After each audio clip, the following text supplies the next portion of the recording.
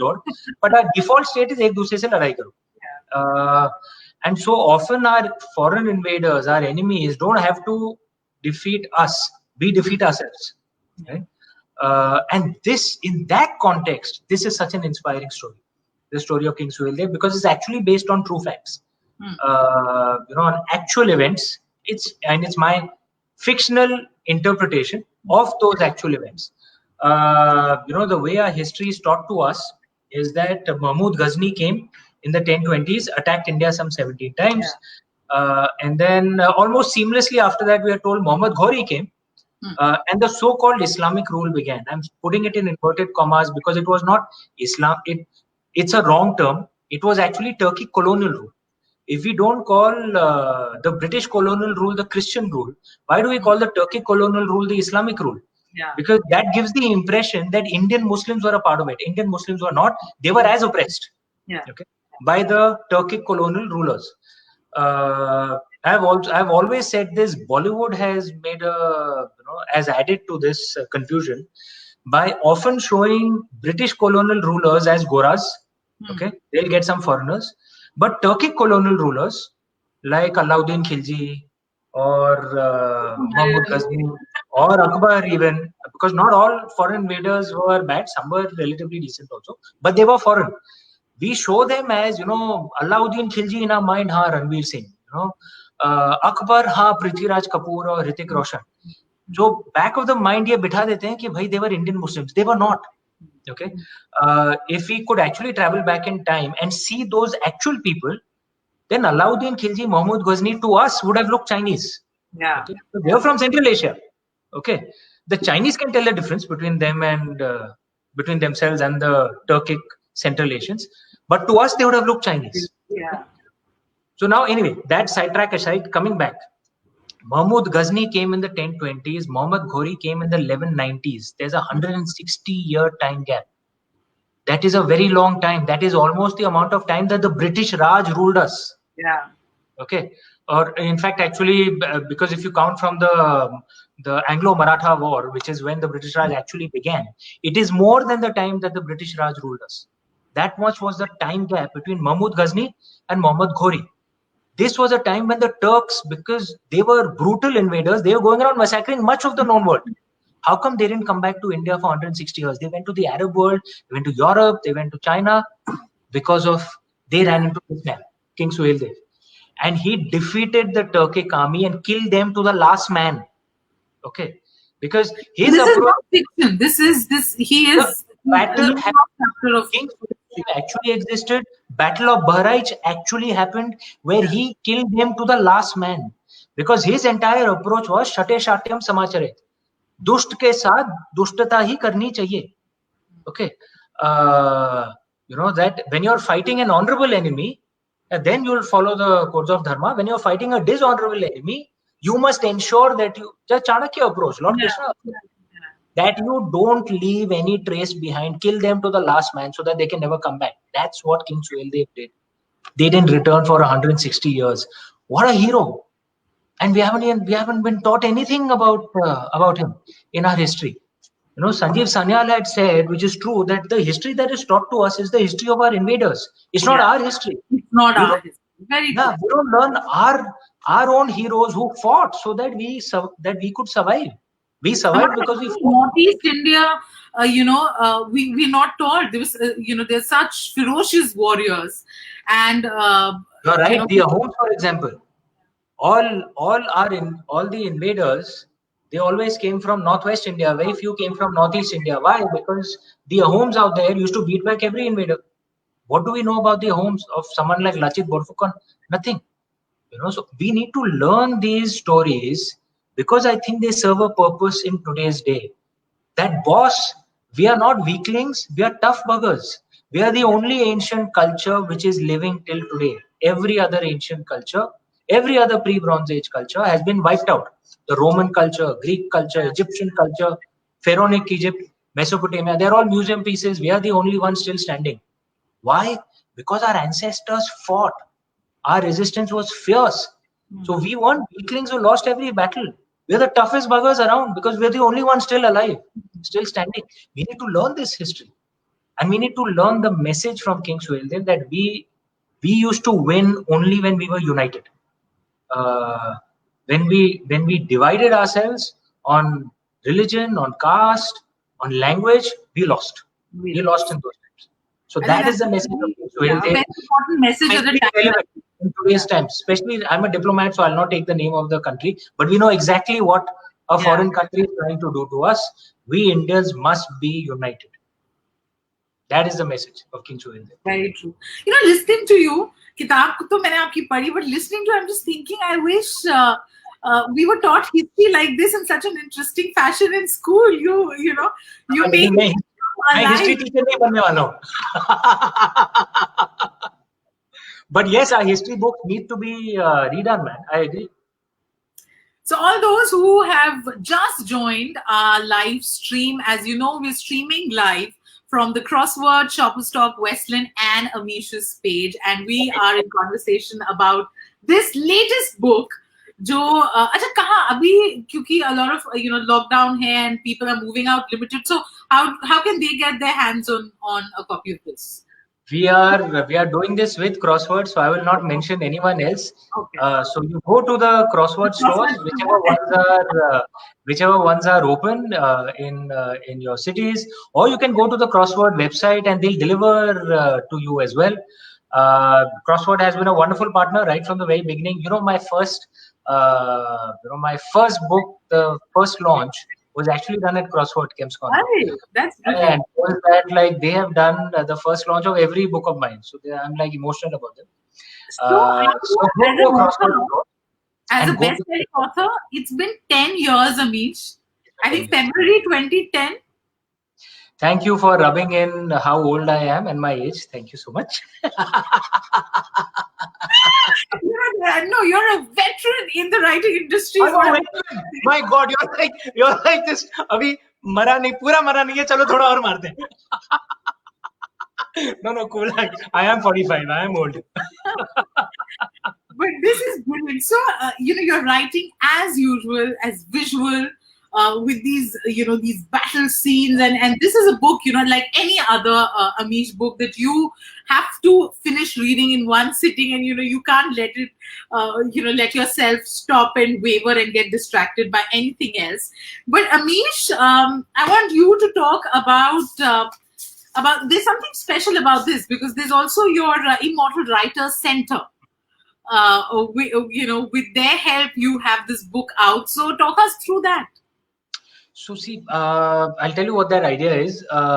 What the idea is, I've said this often. I have too many ideas for one lifetime.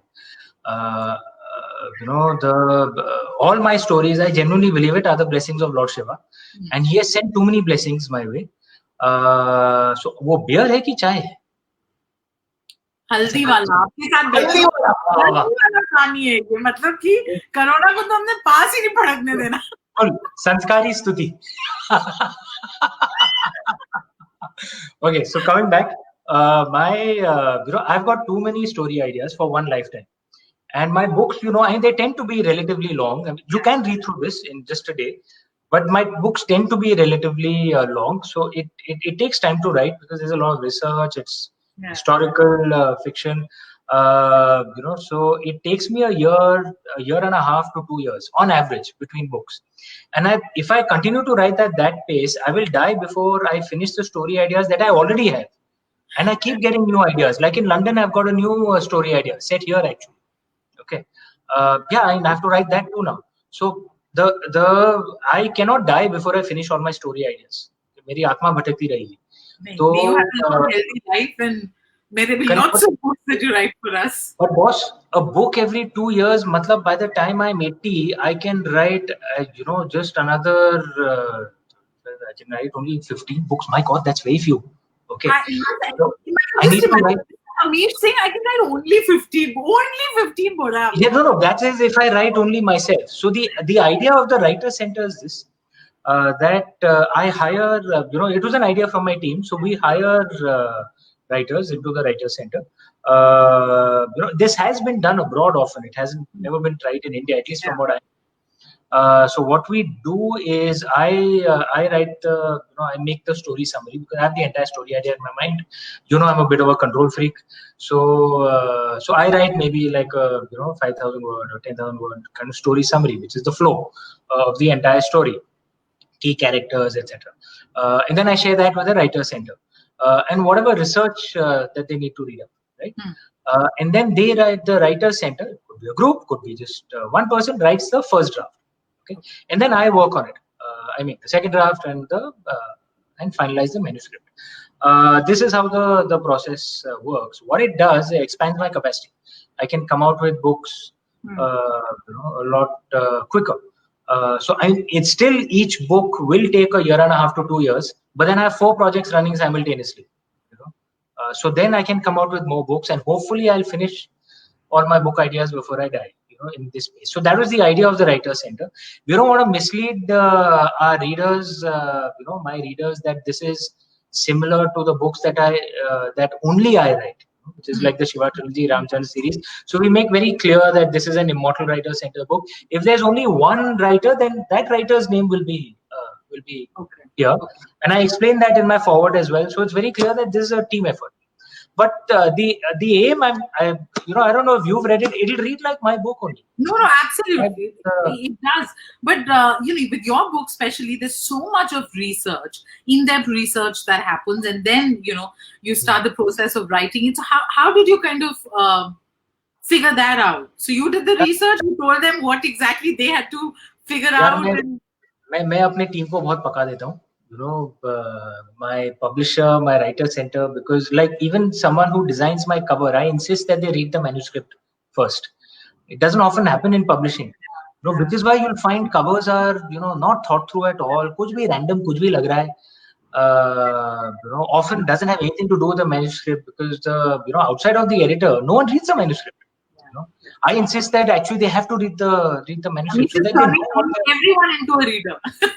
No, right. My thing is, look, if you want to do marketing, you have to know the product first, no? At least I think so, yeah. Call me old-fashioned, call me whatever. So fortunately, I'm able to kind of force it. Ki, padna padega. And the same with my writer center as well. So they read the, research work, etc., and then they start the work on the manuscript. That's how it works. Super. So, okay, I am also going to take a couple of questions because we have so many questions coming in. एक question तो similar है, वो मैं पूछने वाली थी. So, Naivedyam Vinita Mishra is saying any other book coming this year.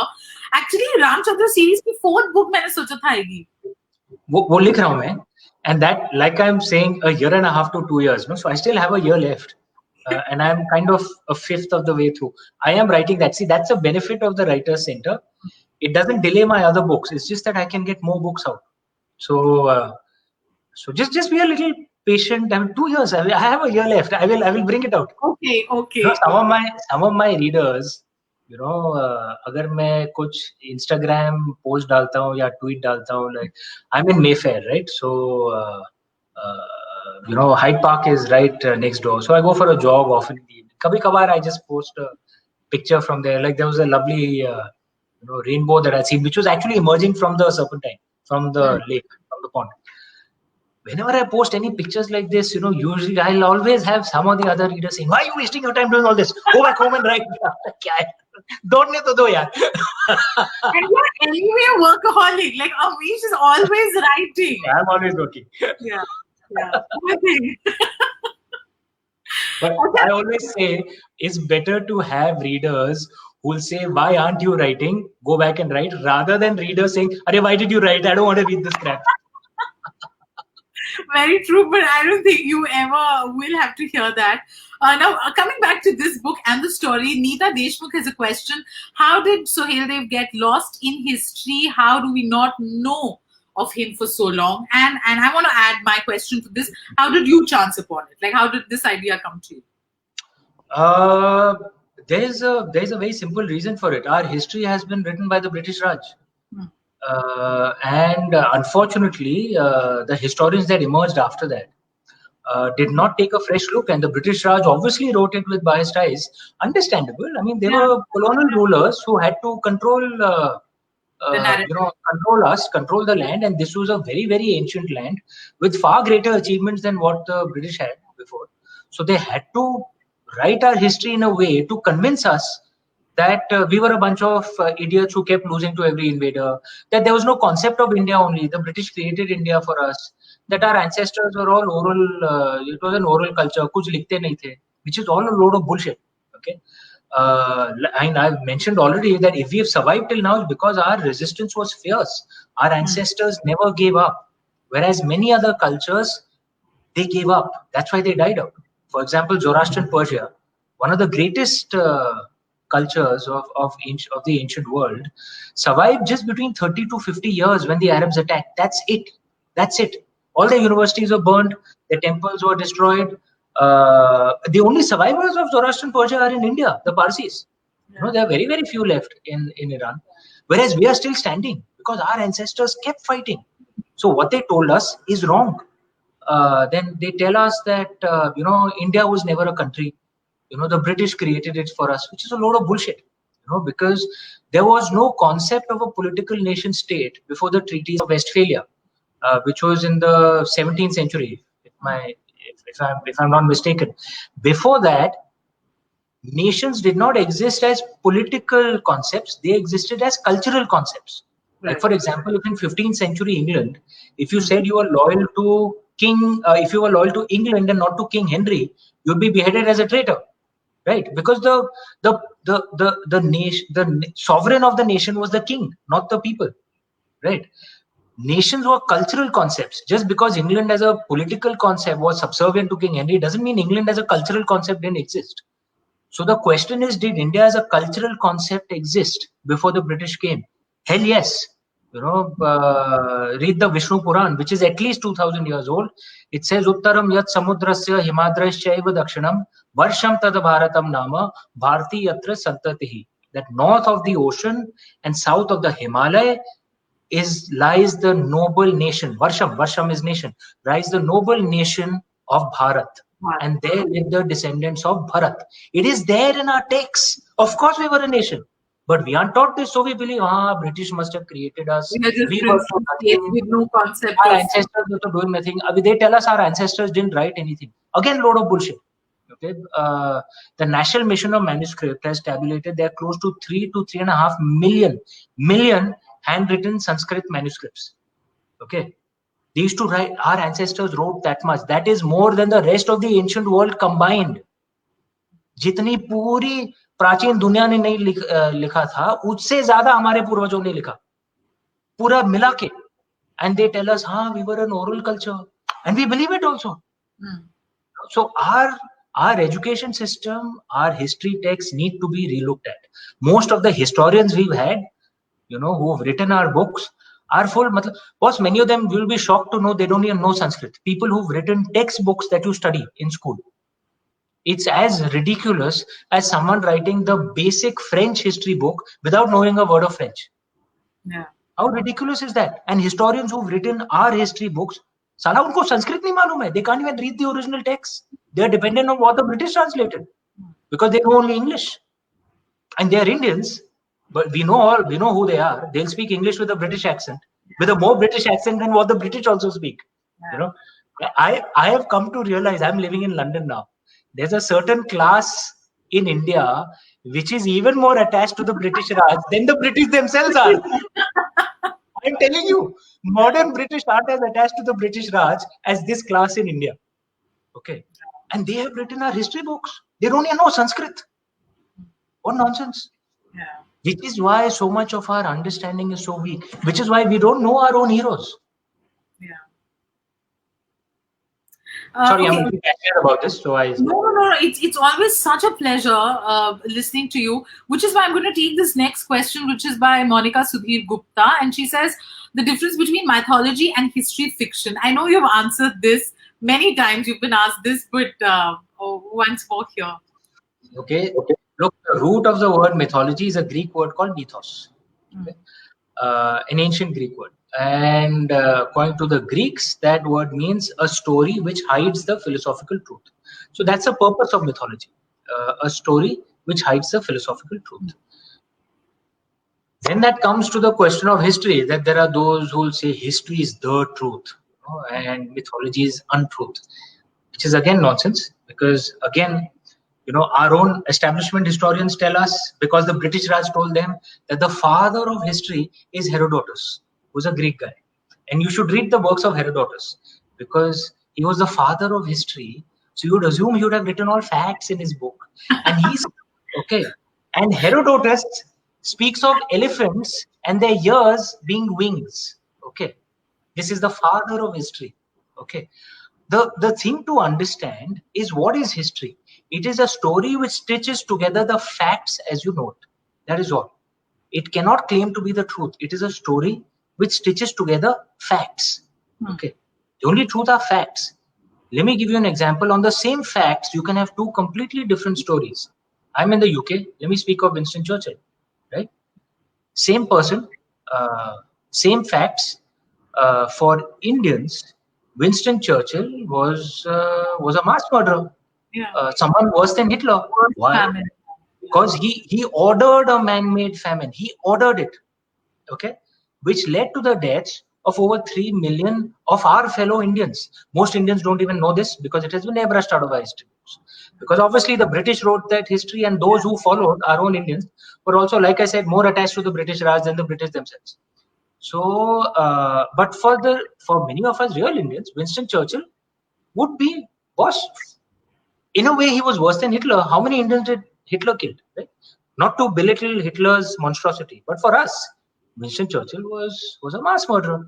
But if you look from the perspective of the British, same facts, it's very plausible and fair to stitch together a story that Winston Churchill was a hero.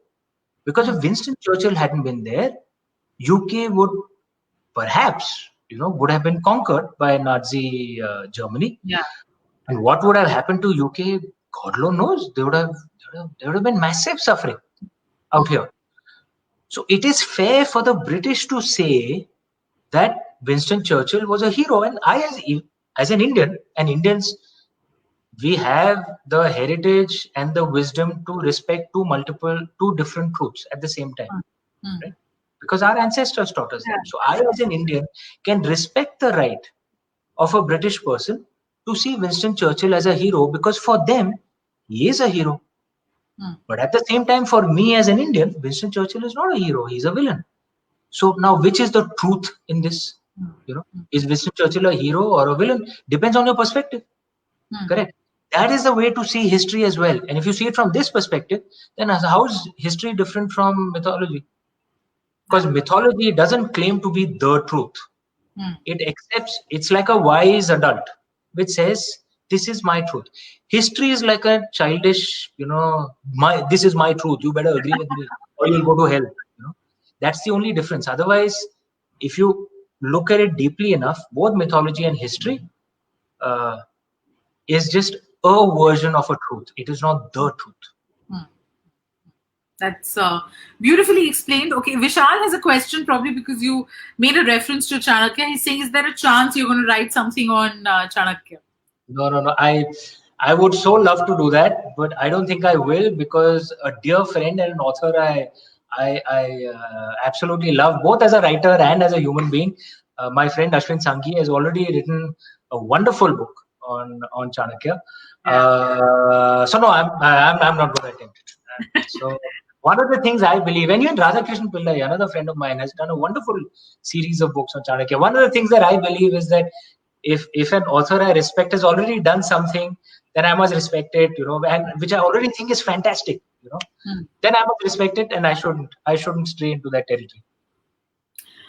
Okay, Ruchi is saying, I'm reading Sohail Dev. It's very, very interesting. So congratulations. And we answered Monica. Now, Shravan wants to know, you will write the Mahabharata series. A lot of questions on Mahabharata and Ramchandra series, of course. And you already have said one word answer, yes. I will write the Mahabharata series. That is coming. And the Ramchandra series also, there are 2 books left. I am working on it. I'm a workaholic. I do very little besides work. It will come. I assure you, that Legend of Suheldev has not delayed those books. It's a bonus. It's a bonus. Yeah. So, so are you happy with this? Because I know, like you said, this has been tried for the first time here. But is it like it's your story in foster care of other writers? And how did you ensure that it reads like one of your stories? Yeah, listen, I mean, just because I work on the second draft and the finalization, so I put in a lot of effort out there. There is also, part of the Writers Center. We've hired, this absolute gem of a guy called Aditya Karambelkar, and who is like a resident fact checker. Okay, so because he has read each of my books, so he tells me at least 15 to 20 times. Okay, often he knows more than I know. I swear, I kid you not. There are times when I've called him up and, Aditya, I think in Immortals of Meluha, somewhere I'd written about what the process was from Lord Ram for a king to be elected. It was a conversation, if I remember. He said, "Yes, Amish, it's on this page. This was the section." He didn't need to check. Okay, he's like that awesome. So what Aditya has also done, he's made kind of like a standard style guide, okay, for my writing.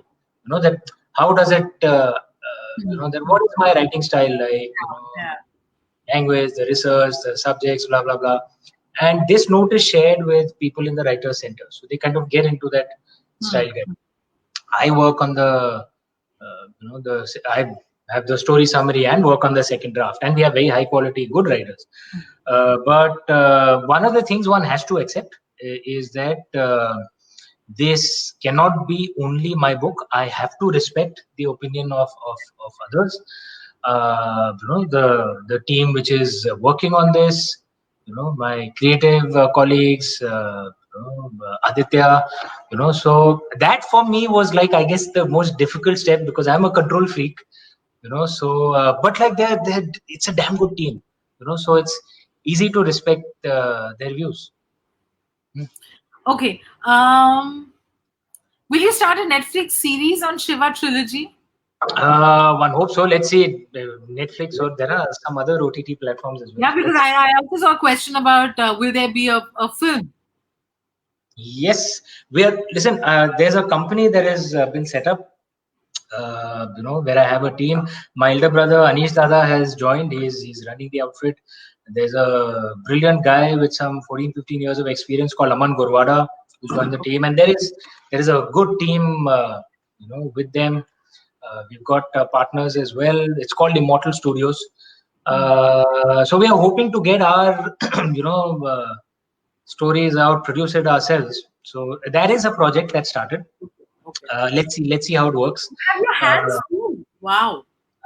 No. Of course, I'm a control freak. I am closely involved, but this thing is run by Anish Dada and Aman, and I trust them completely.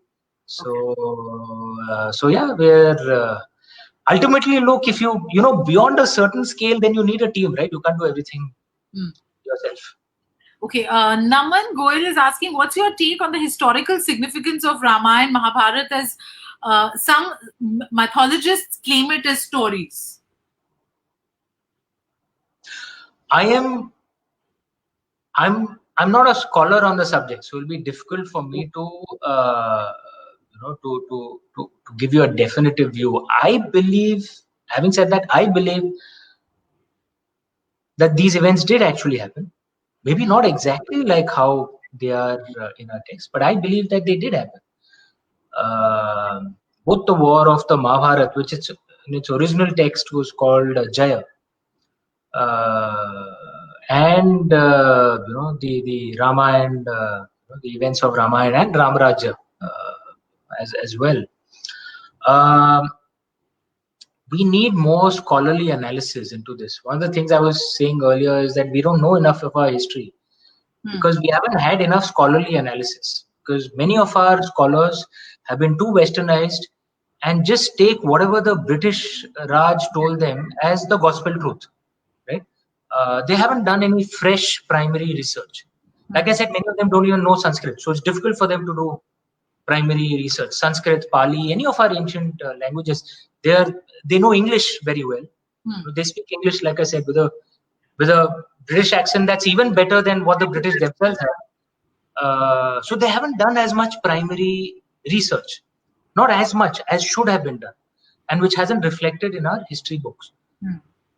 So a lot needs to be done. Like, let me give you one example, which is worth exploring. Okay, the Earth, and we are taught, of course, that the Earth revolves around the Sun and it rotates. Okay, but the movement is a lot more complex. Yeah. You have to know that the Sun also revolves around the center of the Milky Way galaxy. So actually, the Sun is moving, and the planets are kind of being dragged along with it. Okay.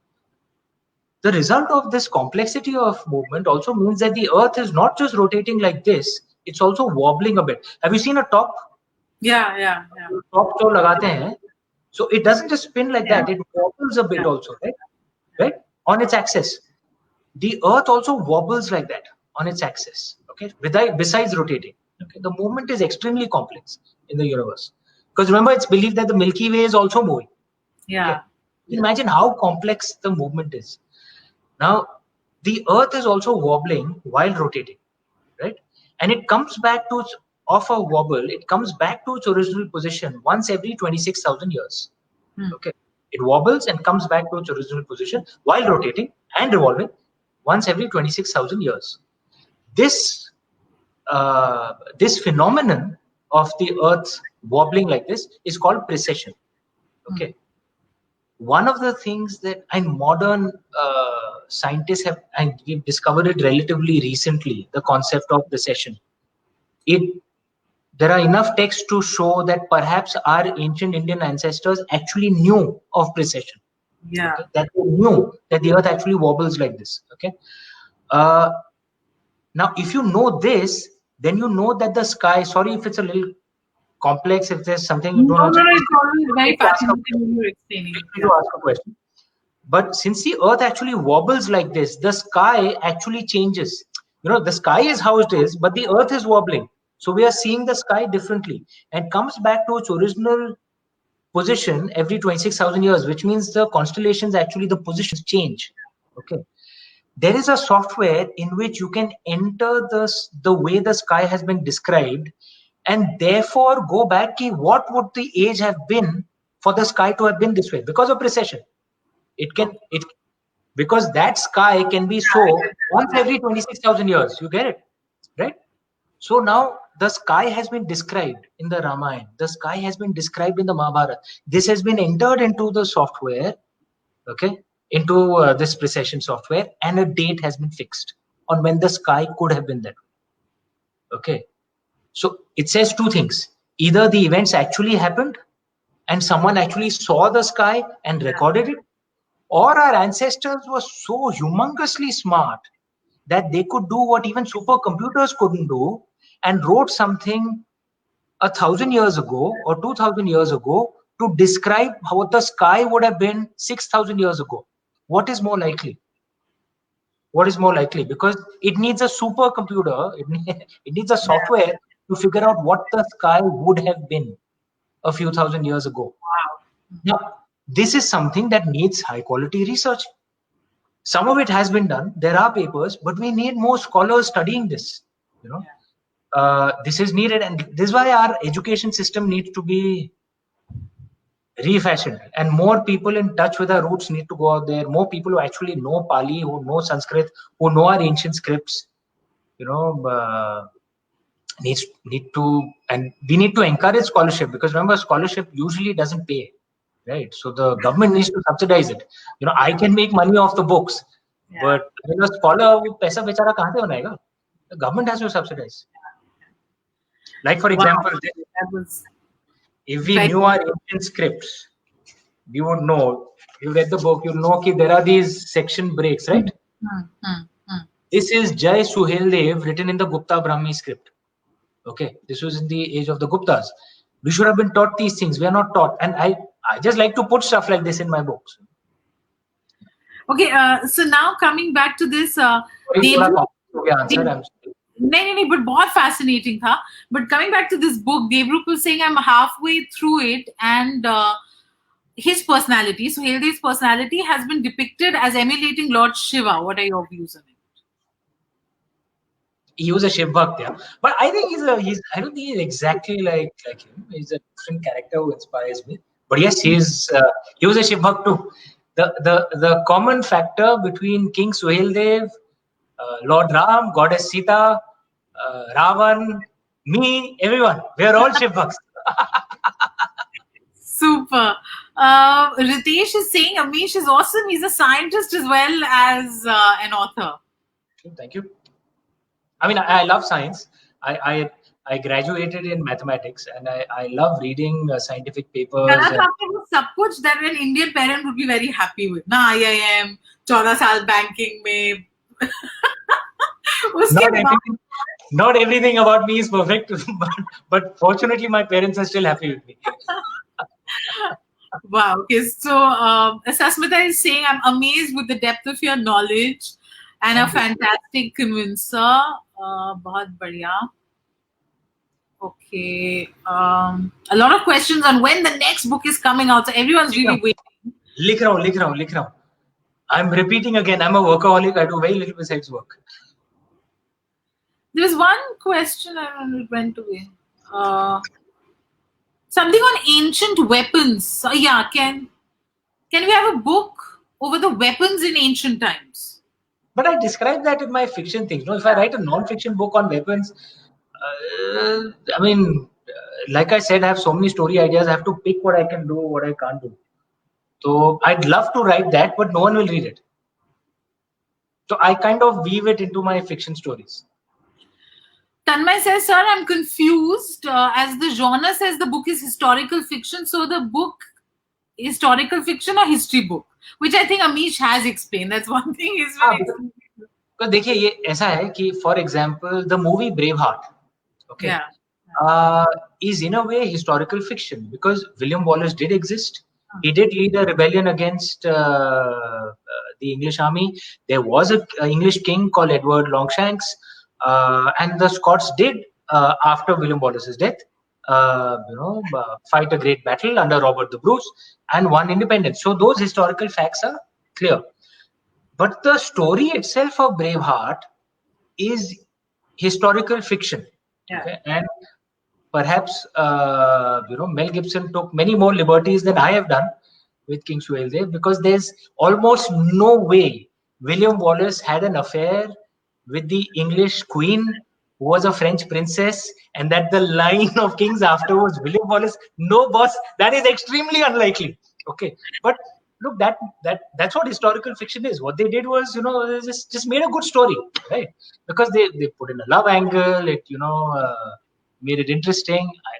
I didn't do anything like that, but I'm saying historical fiction means you take the basic facts and then weave a story around it, because pure history books, only idiots like me want to read.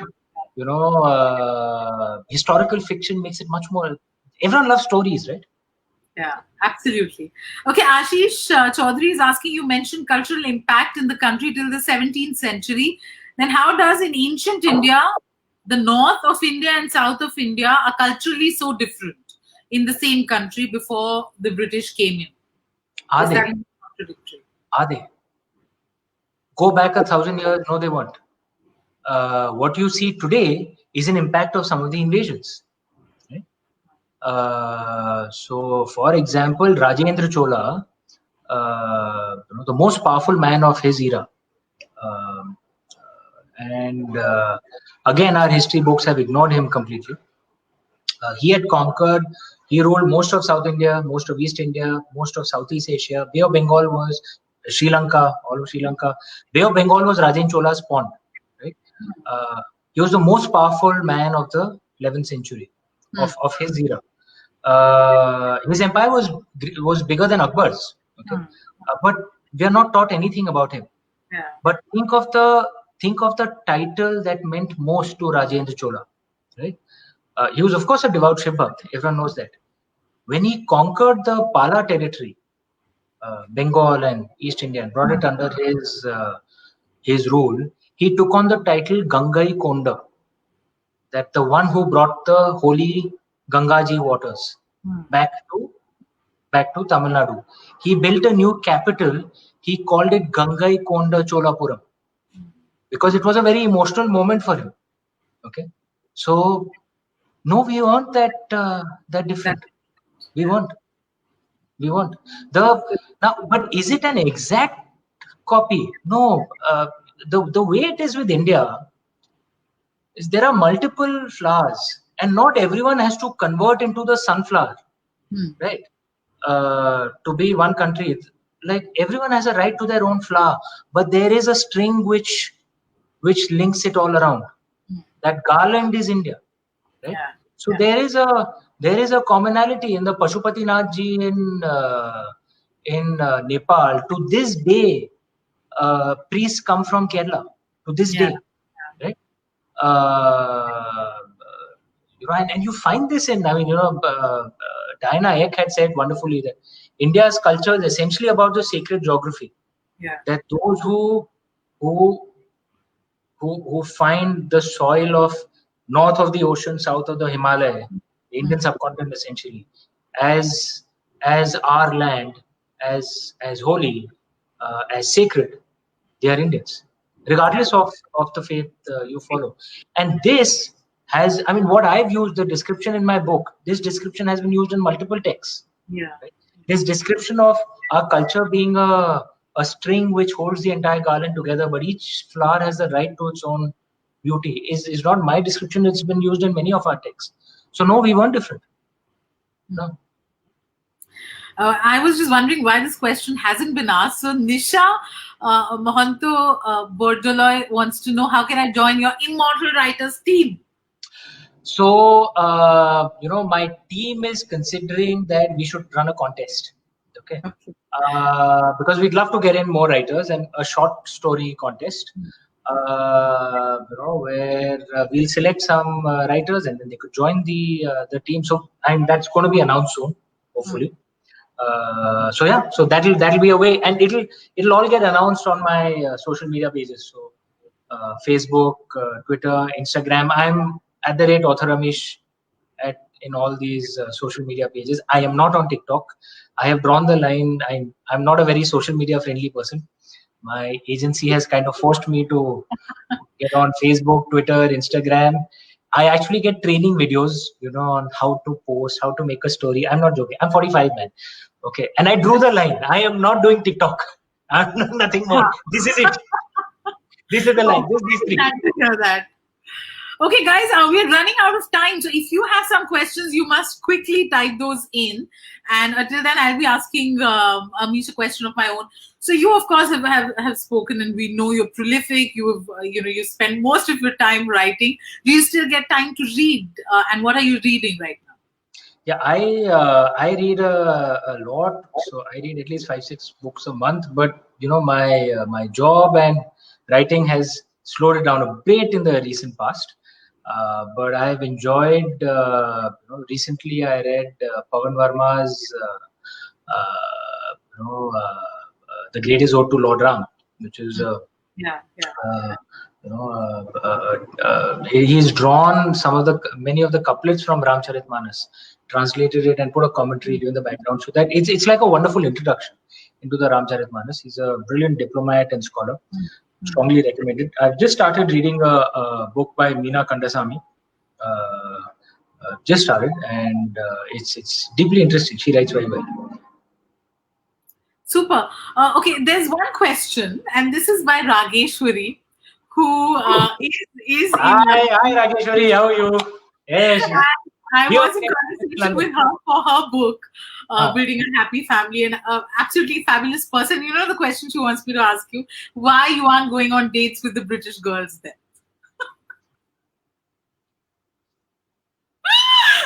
Next question. Yeah. Okay. So we don't want you to write so much that you don't go on dates. So please do that. Okay, next question. Achha. There was one interesting question on a habit. One writing habit you developed this lockdown. Sunil wants to know.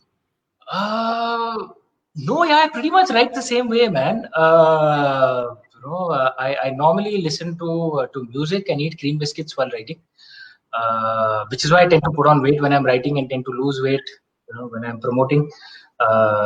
Pretty much the same, yeah. Yeah, cream biscuits. Cream biscuits and music. Rajiv is saying, please double the speed of writing books. We want more from you. You know what I find so interesting? More than questions, yeah, suggestions. People are just telling you whom to write on. Okay, no, put all those together and share it with Neha and my publishing team and Aman. Yeah, we'll look at all. I'd love to hear this. I already have enough of my own. Harish says something wonderful. He says, thanks for educating us about our own history, Amish. I love Shiva and Ramchandra series.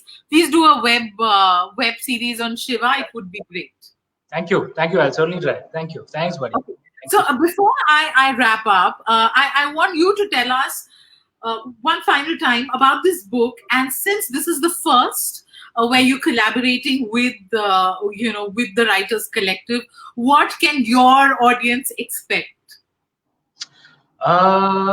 It'll read just like one of my books, one of my any other books. This is it is a fast-paced story. It is the story of a truly remarkable man, who brought together Hindus of all castes, brought together Indian Muslims, brought together Buddhists, forged an army. And took on, the Turkic hordes, which was the most brutal warrior race the world has ever seen. They emerged from Central Asia. They aren't originally from Turkey. They are originally from Central Asia. And I think the story itself is so inspiring. And to me, that's a key message of this book. That when we are united, we are undefeatable. And that's a core message. Some of the philosophies that I discuss in this book, along with the Writers Center. I hope you guys like it. At least till now, it seems to be doing quite well. No, it's very, very interesting, and thank you for telling us about Suhaildev. Like you said, it's a lost chapter of history, and it's so important that we get to know of it. Thank you. Thank you, guys. You've been wonderful. I have tried to take in as many questions as I could, but we can't. We also have to let him go and write all those. No, I'm doing an average of like 6-7 events a day. Okay, besides all the work that I need to do for for the Nehru Center, we are moving many events online. Work for the High Commission. We've had a wonderful new ambassador who's joined the High Commissioner. So there's tons of work, but my publisher, they are slave drivers, yeah. So काम करवा रहे हैं चाबुक मार के. Looking forward to more books from you, and hopefully we'll meet again, and we'll be able to meet in person in a better world, and not just e-meet like this. But always I hope to come back soon. I hope to come back soon. I'm missing my son terribly, man. Yeah. He's 11 years old. And he's in Mumbai. I haven't seen him in more than 4 months. So I miss him really terribly. So waiting for the skies to open up so that I can come back and see him. Yes. So we pray to Shiva, and may he bless all of us. Have a good health. Stay safe, Amish. Always a pleasure listening to you. Thank you for helping us get back to books. There's so much of distraction, but whenever we see your book, nothing else matters, and we want to finish this. So thank you. Thank you so much. Thank you so much. You take care, Stuti. Thank you, Crossword, for all your support. Crossword and Shopper Stop. I'm assuming the books are available at Shopper Stop stores as well. They usually are. So whoever amongst you wants to go check them out. Crossword stores, Shopper Stop stores, and their website. Check it out, and hopefully you like Suhaildev and all my other books too. Surely. Thank you so much. Bye. Take care. Bye.